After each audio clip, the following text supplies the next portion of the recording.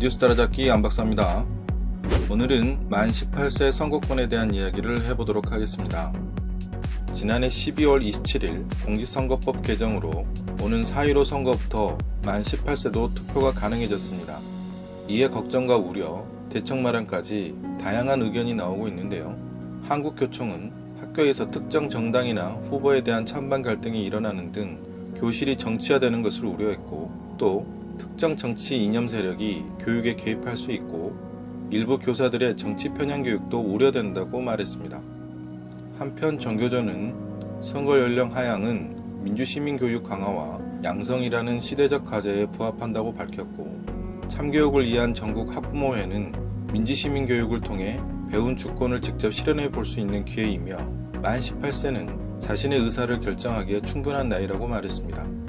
그럼 시민들은 어떻게 생각할까요?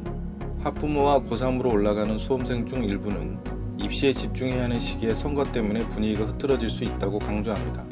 또 선거권은 경제활동 안 해본 사람은 안 줘야 한다. 정치에 관심이 많음에도 정교조 편향 교육과 학생의 정치 지식 등을 고려했을 때 선거권을 주는 것이 옳지 않다.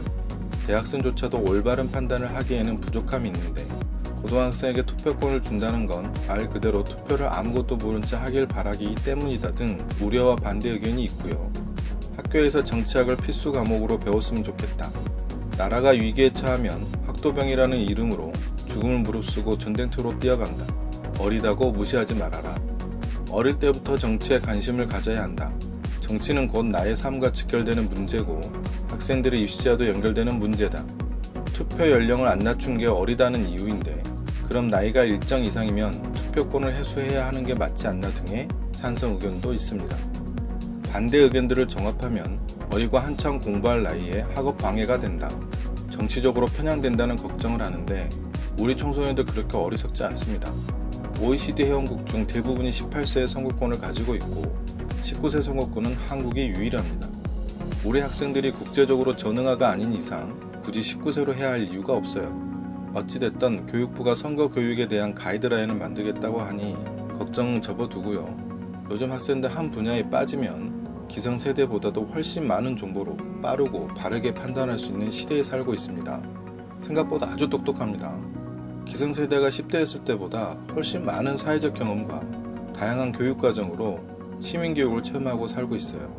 말로만 대한민국을 짊어질 미래세대라고 말하지 말고요. 다양한 가치와 더불어 살아가는 방법에 대해서 관심을 갖도록 기회를 주고 이끌어가는 것이 기성세대가 해야 할 일이라고 봅니다.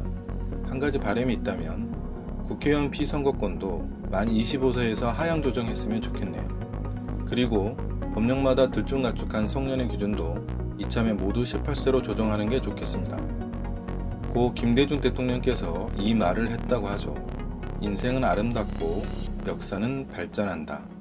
오늘은 왠지 이 말이 머릿속을 떠나지 않네요. 이상 안박사였습니다.